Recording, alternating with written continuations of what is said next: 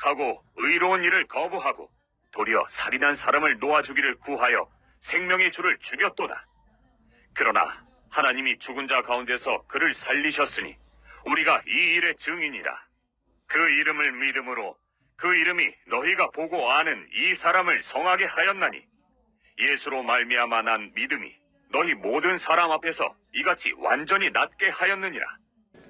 오늘은 부활의 능력으로 증인된 사람이란 제목으로 함께 말씀을 나누겠습니다. 우리가 교회를 다니면서도 또 혹은 인생을 살며 그런 얘기할 때 있습니다. 사람은 잘 변하지 않는다. 우리 신앙생활 하면서도 그런 얘기할 때가 종종 있죠.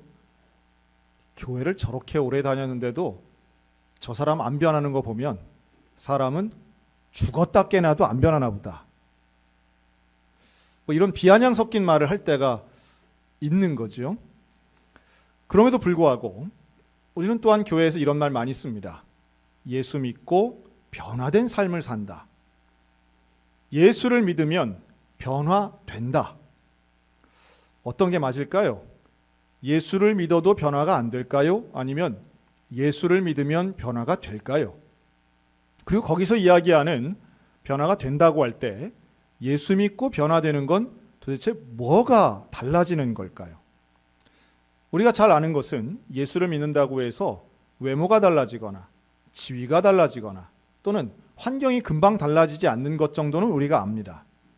근데 그렇다고 해서 무슨 성격이나 사람이 살아가는 어떤 모양이 어떻게 달라지는가라고 하면 우리의 경험치와 비교해 보면 좀 달라진 것 같은 사람도 있지만 그렇지 않은 사람도 있는 게 사실이니까 어떤 면에선 야, 예수 믿는다고 뭐 변화되겠어? 라는 의심도 좀 있는 게 사실이지요. 여기서 중요한 건 이거예요. 과연 나는 예수 믿고 변화되었는가? 오늘 그런 사람 하나를 소개하려고 합니다.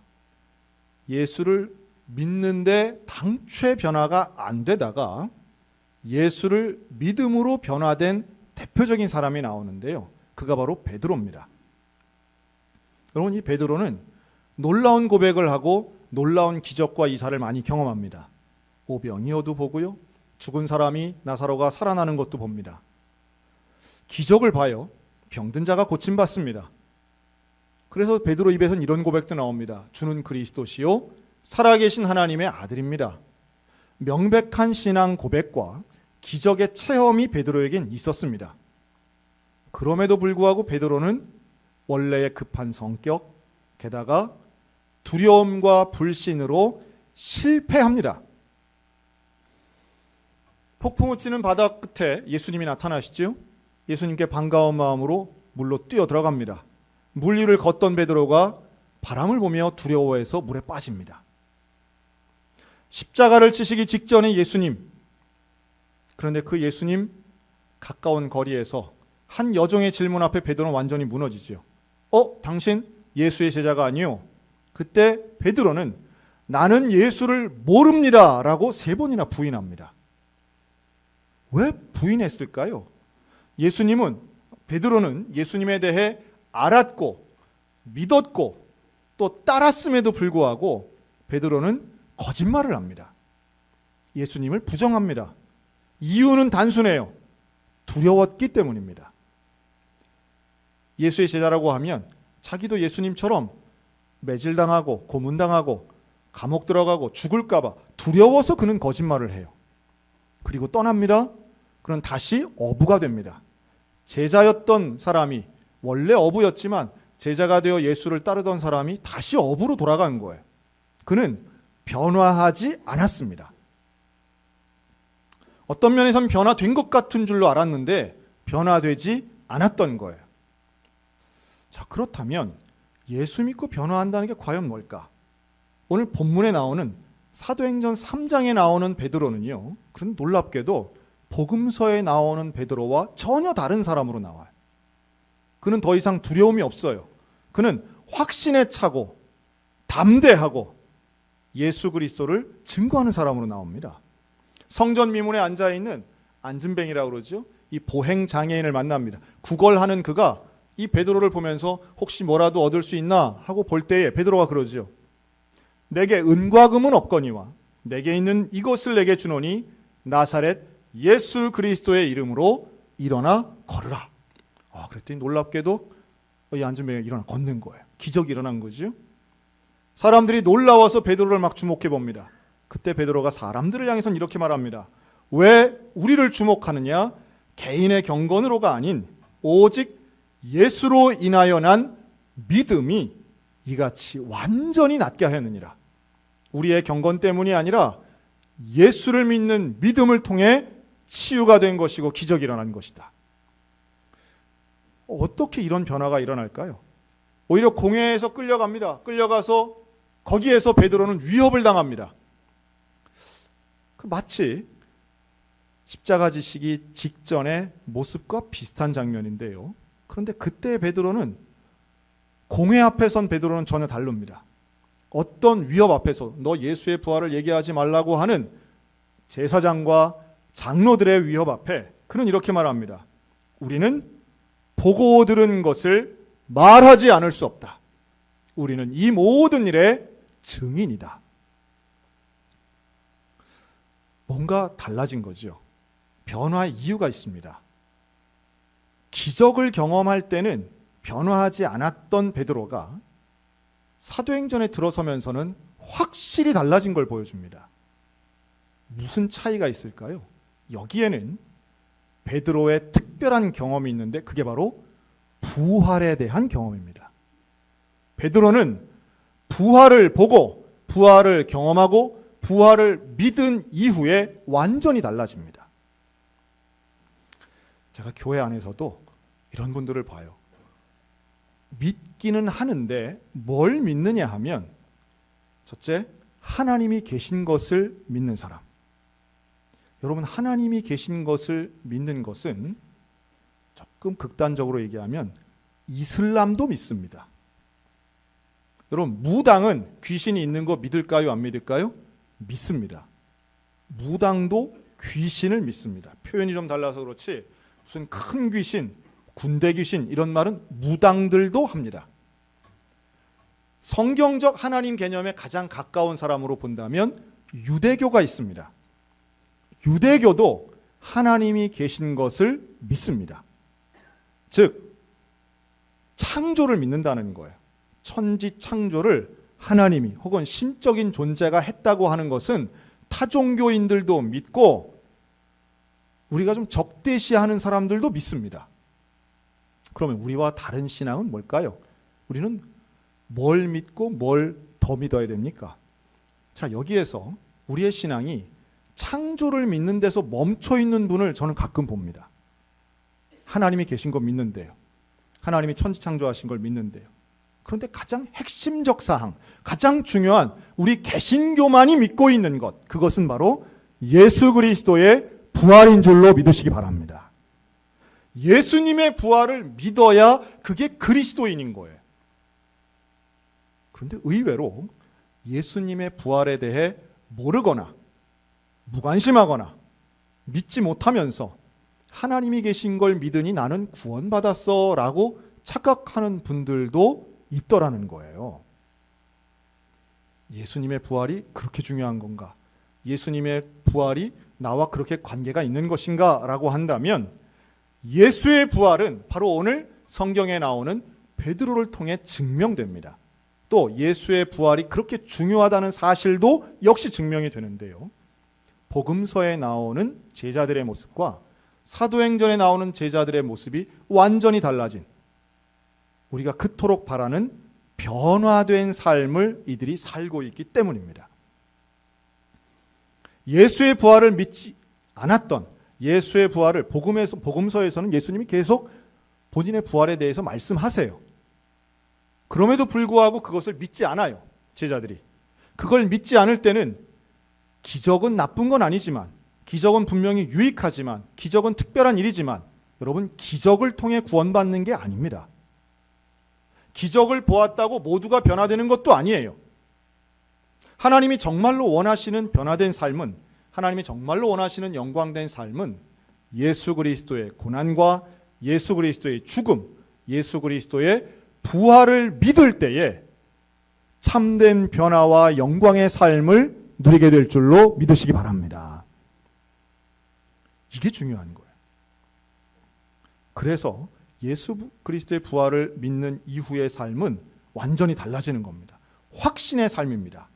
그리고 이것은 단순히 죽은 사람이 살아난 신기한 사건의 수준이 아니라 제자들에게 있어서는 그토록 예수님이 말씀하시던 하나님 나라의 완성, 그리고 말씀하셨던 하나님의 신실하신 능력에 대한 확신의 사건이었어요. 아, 예수님이 정말 그리스도시구나. 예수님이 마술사가 아닌 어떤 특별한 능력이 있는 슈퍼파워의 사람이 아닌 예수님이 곧 하나님이시구나 라고 하는 것을 부활의 증인들이 알게 된 겁니다. 그래서 베드로는 스스로를 향해 우리는 이 모든 일의 증인이다 라고 말하는데요.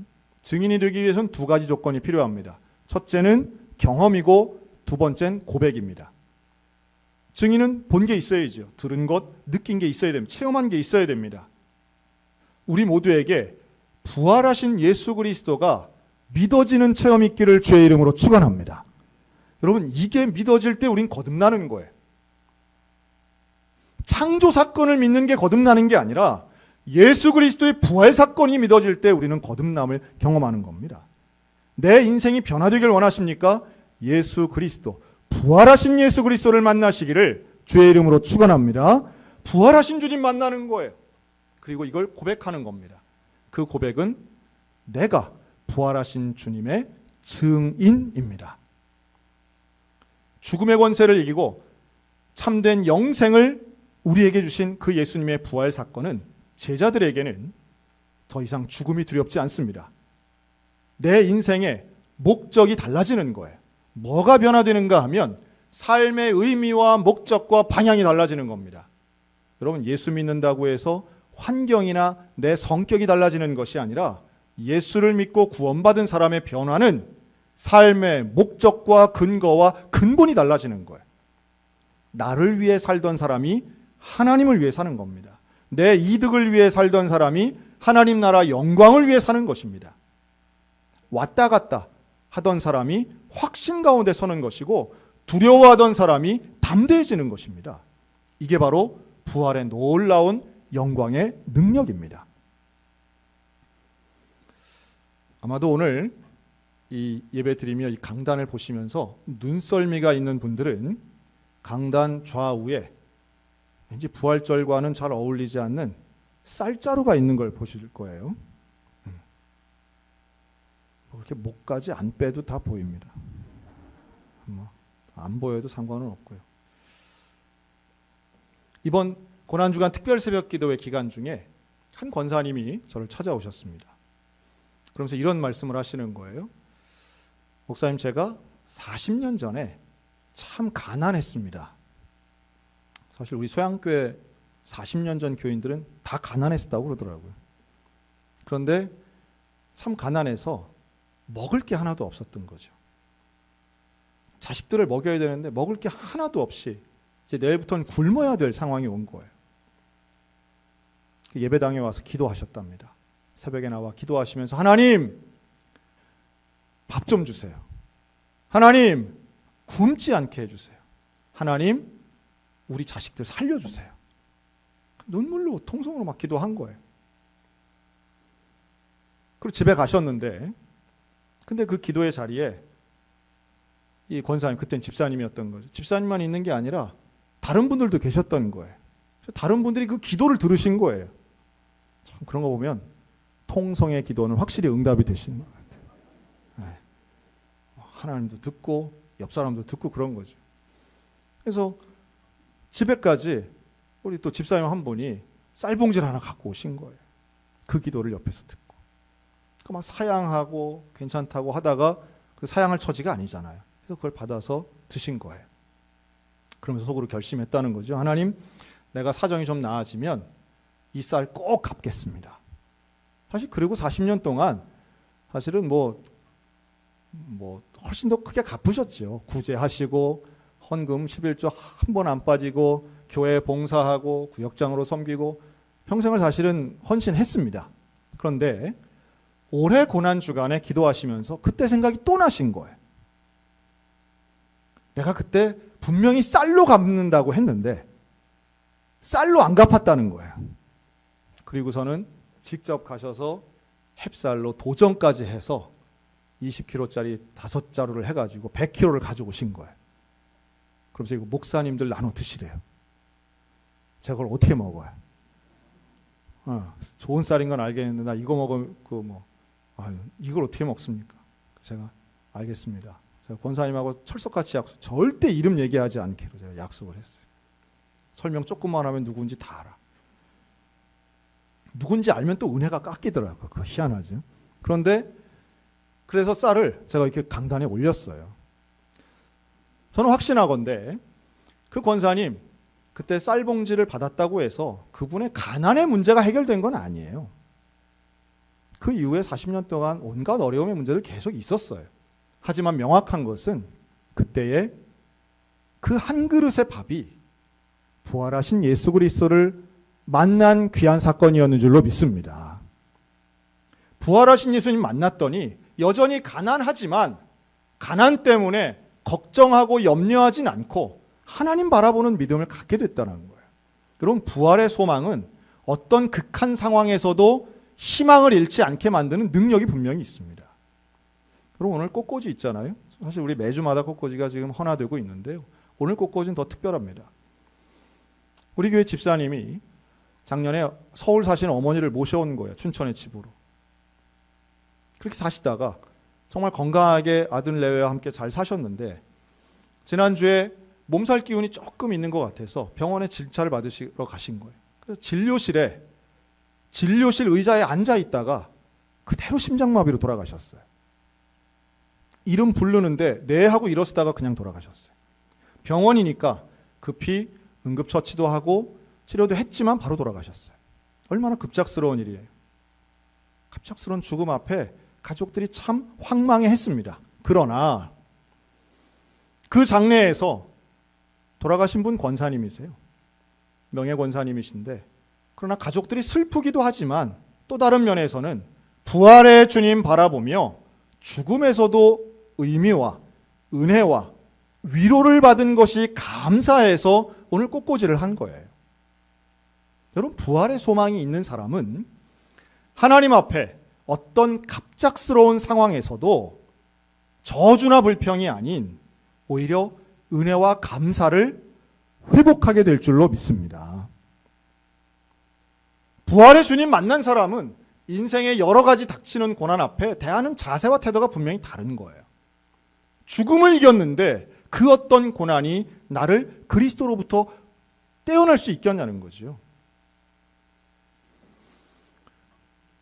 특별 새벽 기도회가 끝나던 날 또 한 분의 성도가 저를 찾아왔습니다. 이분은 주일까지 못 기다리고 하나님 은혜에 감사해서 소원을 담아서 헌금을 하겠다고 갖고 오신 거예요. 그런데 이분이 작은 방을 하나 그 월세 수입으로 살아가시는 분인데요. 그 집에 그 방에 보증금 들어온 거를 전액을 다 갖고 오신 거예요. 혼자 사시는 분이세요. 이분 입장에서는 이게 거의 전 재산이에요.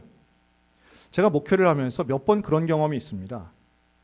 헌금하시는 분들을 제가 이거 하지 마시라고 만류한 적이 몇 번 있어요. 뭐 제가 받는 것도 아니지만 그 만류할 때는 그 사정과 상황을 뻔히 아는데 교회에 헌금하는 건 물론 아름답지만 굳이 그렇게 안 하셔도 된다고 제가 만류를 몇 번 했던 경험이 있는데요. 이번에도 그런 만류를 제가 했어요. 이거 안 하셔도 됩니다. 그러나 그 성도의 마음은 너무 확고했죠. 하나님 앞에 나의 것을 다 드려도 나는 아까운 게 하나도 없습니다. 너무 감사합니다. 여러분, 이게 어떻게 가능하겠습니까? 삶의 위기가 왔을 때, 갑작스러운 사고 앞에서, 여러분, 물질의 필요는, 돈의 필요는 누구나 다 필요한 거예요. 그런데 부동산과 관련된 거의 재산의 대부분을 가져왔다? 여러분, 이런 것은 부활하신 예수 그리스도 외에는 설명이 안 되는 일이라고 저는 확신합니다. 여러분, 우리 모두에게 오늘도 살아가는 하루하루가 힘들고 막막하고 때로는 불평이 나올 정도로 고난인 것 같지만 부활하신 예수님을 만났을 때에 우리의 삶에서는 더 큰 확신과 은혜와 감사와 능력이 우리의 인생 가운데 드러날 수 있는 것 믿으셨으면 좋겠습니다. 여러분, 부활하신 예수님 만나시기를 축원합니다. 그 부활의 주님의 손을 붙잡으시기 바랍니다. 부활의 주님이 나를 다시 일으켜 주십니다. 부활의 주님이 나의 살아갈 방향을 분명히 말씀해 주십니다. 그 부활하신 주님과 함께 한다면 겁쟁이였던 베드로, 거짓말했던 제자가 확신과 설교와 복음의 증거와 순교의 영성으로 사람들을 이끄는 사도가 되었음을 우린 잘 알고 있습니다. 여러분, 오늘도 부활하신 주님 우리와 함께 하십니다. 그 주님과 함께 그 능력 가지고 증인된 삶을 살아가는 이 시대에 승리하는 그리스도인들, 주님과 동행하는 믿음의 성도들이 다 되시기를 우리 주님의 이름으로 축원합니다.